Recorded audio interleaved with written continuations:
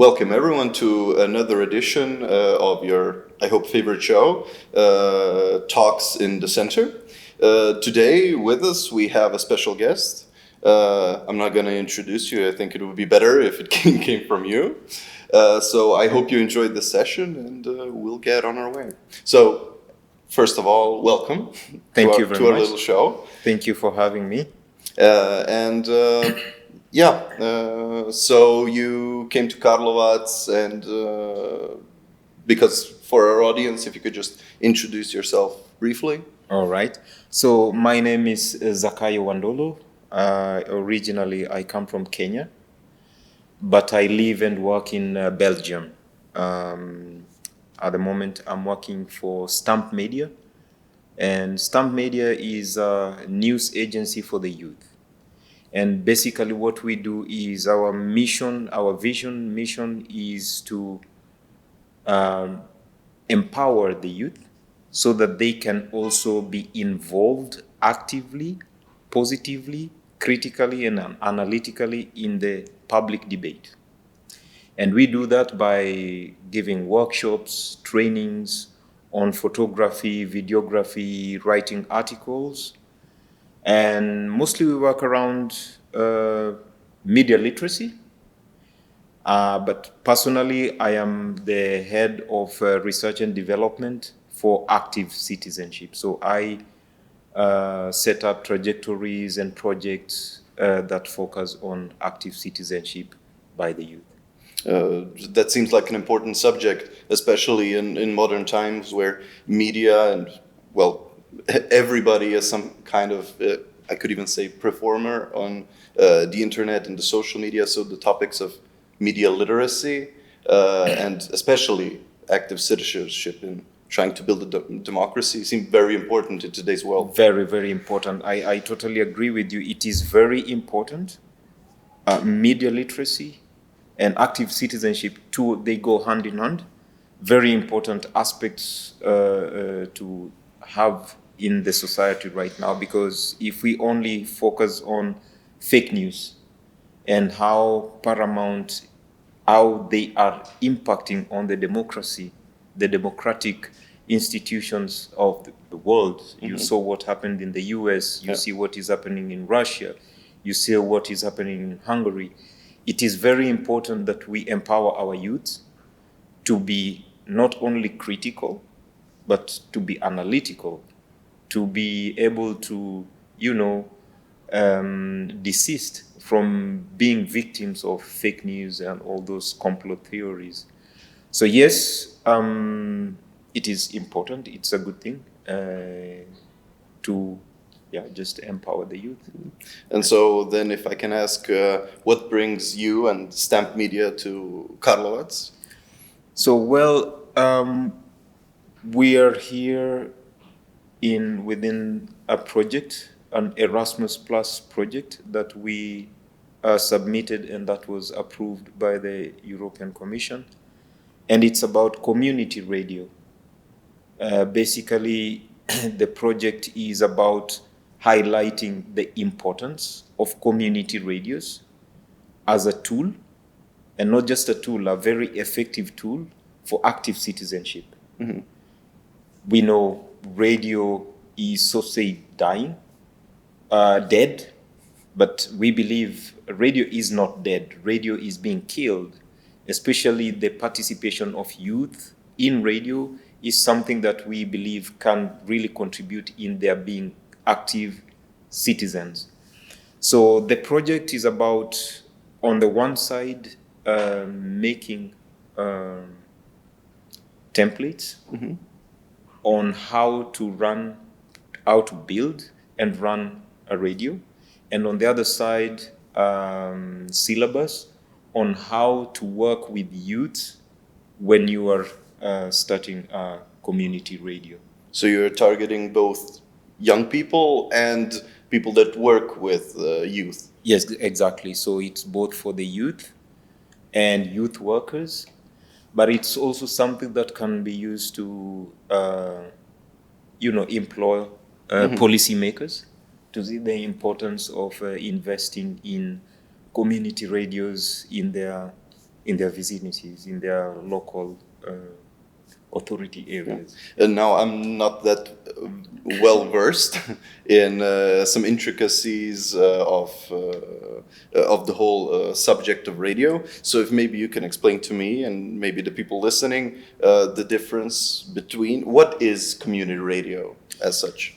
So community, as the name actually says it's something communal. It's something you do together. And what you do together mostly works based on consensus. And consensus is one of the central pillars of democracy. Yeah? Different opinions, but at the end of the day, having a consensus. Now, if we only focus on that, you notice what is happening in Europe. It's the extremes, yeah, that are taking center stage. We are struggling with finding a compromise, finding a common ground.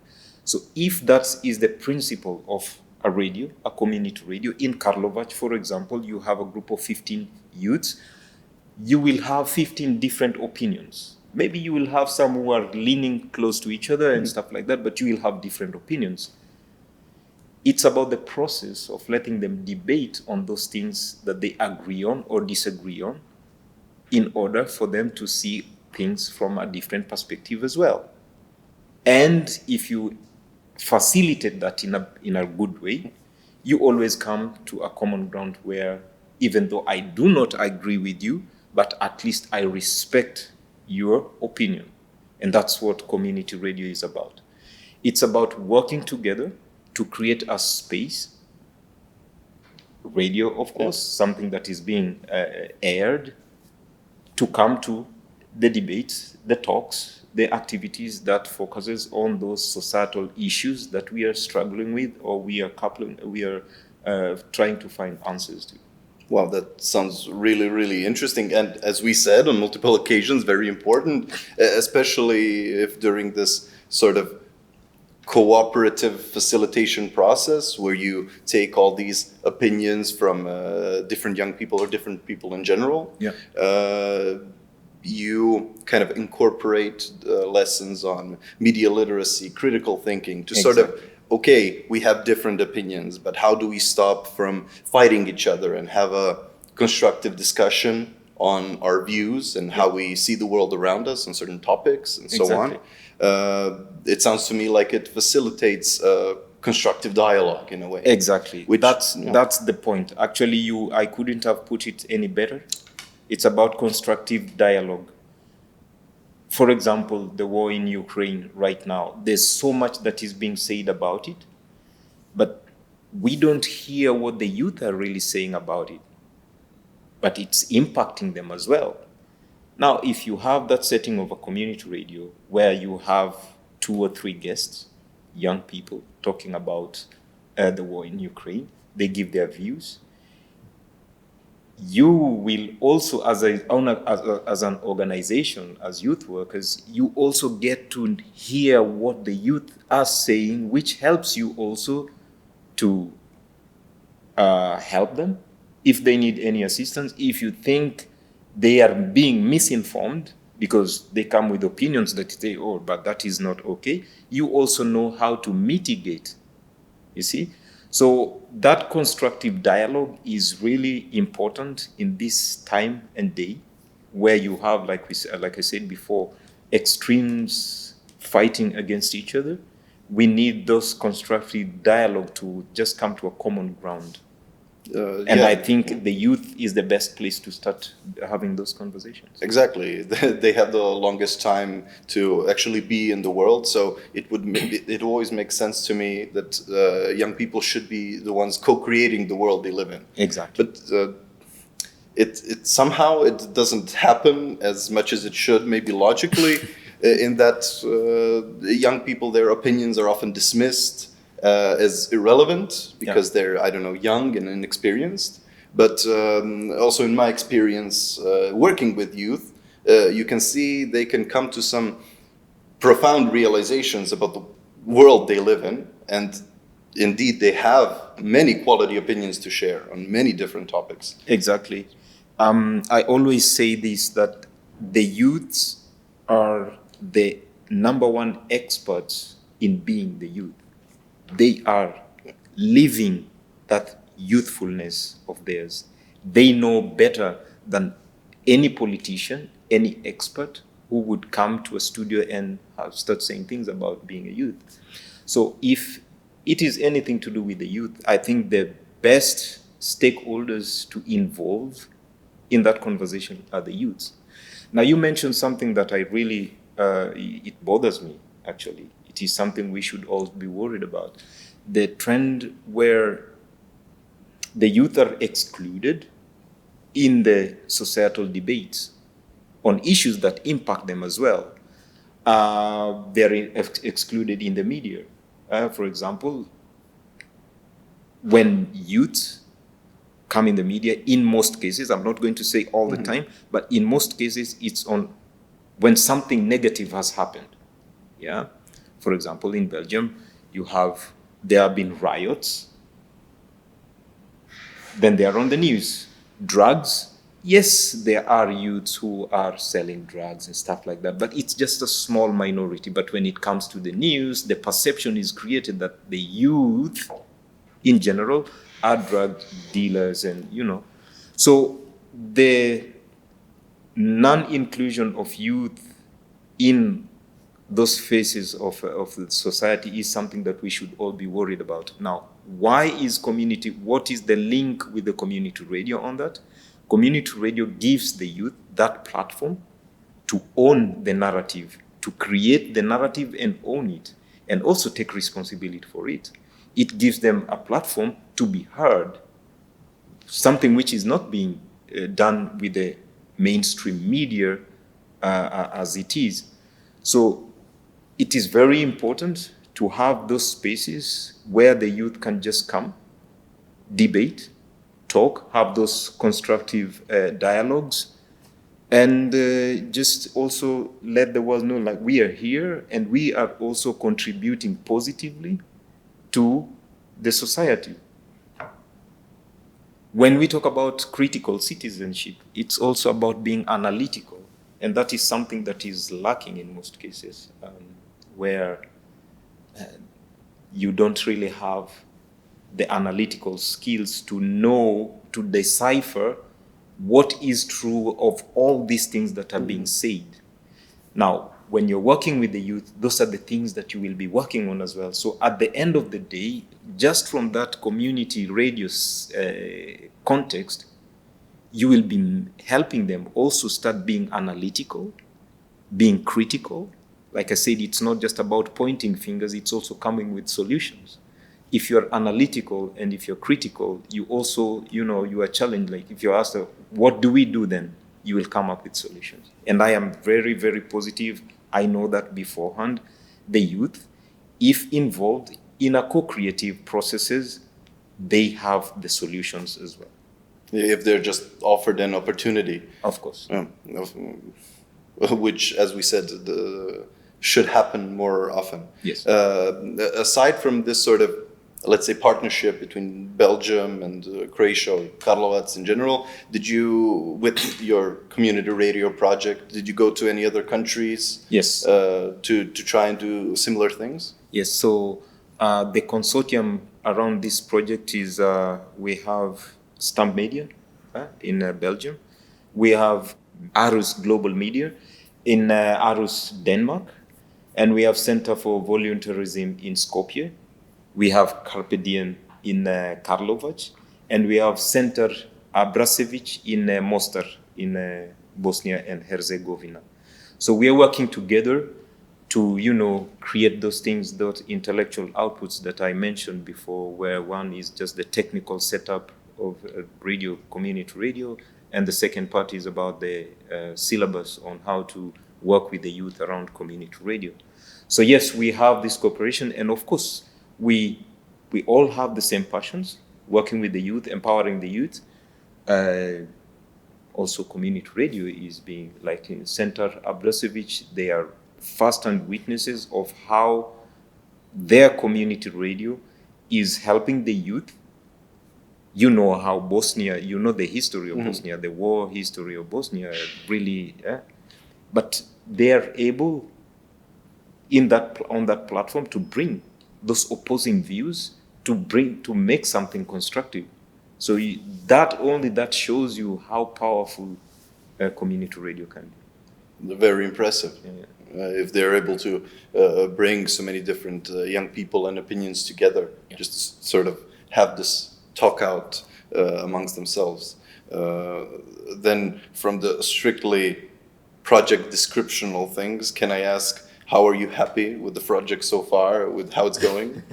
I am really, really happy, and I mean that genuinely, not because we are in Karlovac, not because we are in Carpe Diem. No, I am really, really happy with the way the project is going. First of all, because right from the beginning, it is something we all believed in. It is something we are so passionate about. So we have a consortium of people who believe we are doing the right thing. And that helps a lot. Also, the project is based on the expertise of the individual partners. So it is not like they're inventing a new wheel every time. No, they are just working on that which they are experts in. And that makes it much more easier and fun to work with. Like improving maybe on the already existing things that these organizations have. Exactly. Great. And so, aside from a sort of toolbox and blueprint for young people and youth workers, do you have any other ambitions that this project could lead to? Maybe even after it is finished as such, after you have created the blueprint.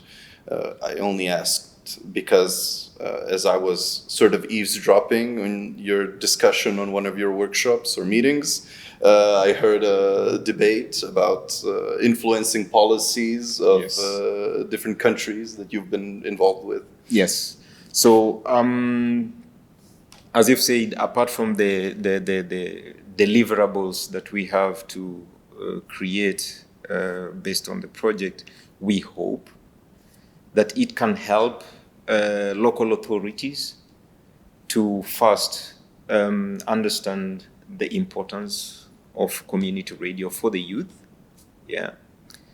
And second, we hope that it, influences how they make policies that would support community radios even more.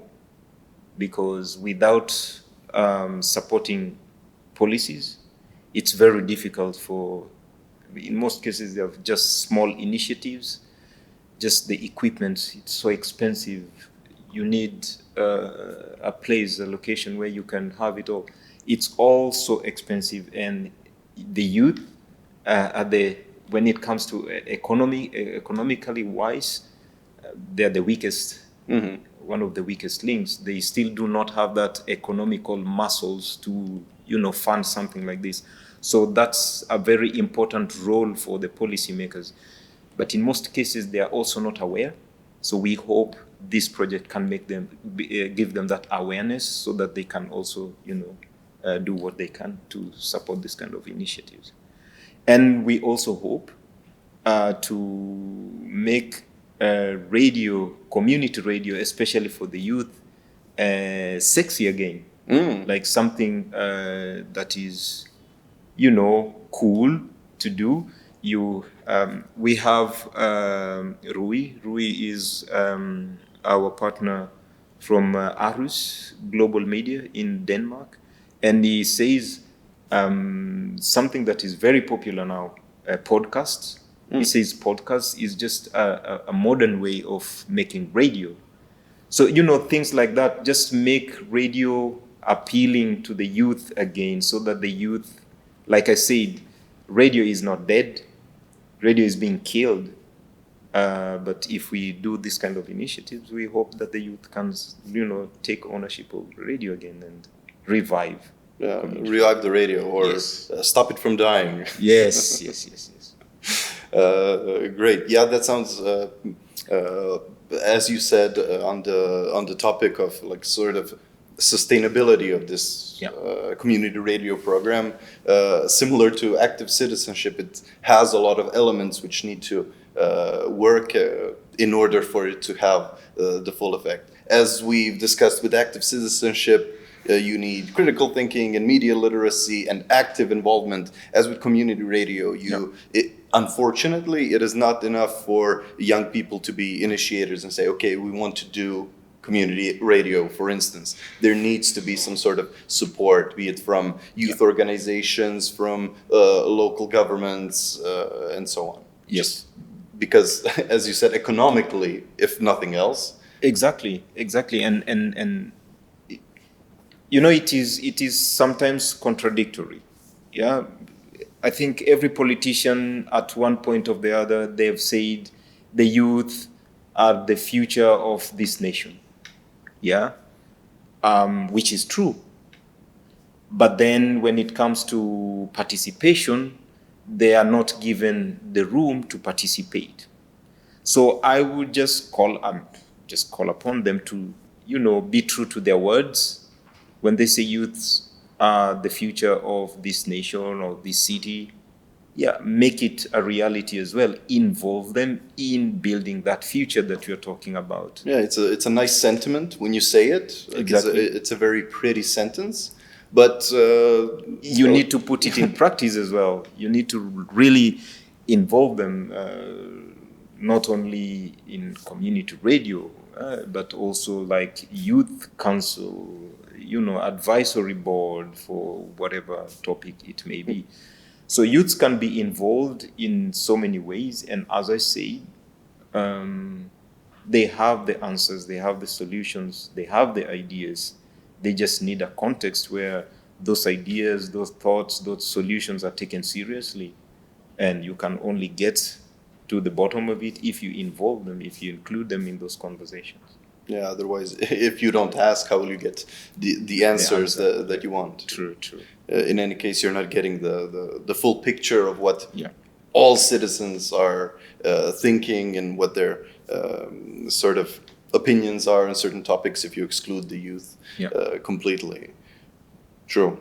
Well, thank you very much. This has been very insightful. It seems like a very interesting and important project. I wish I was involved.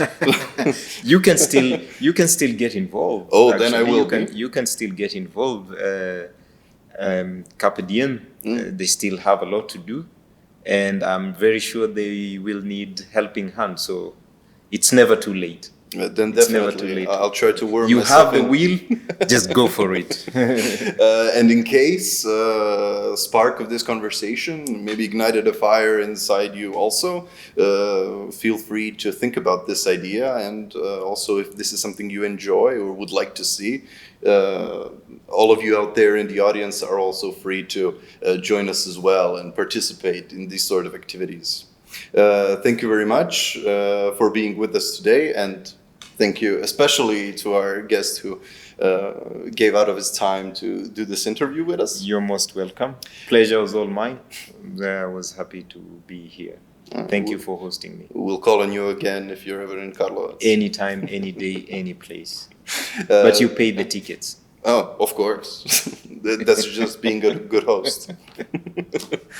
Thank you very much for listening, and we'll see you next time.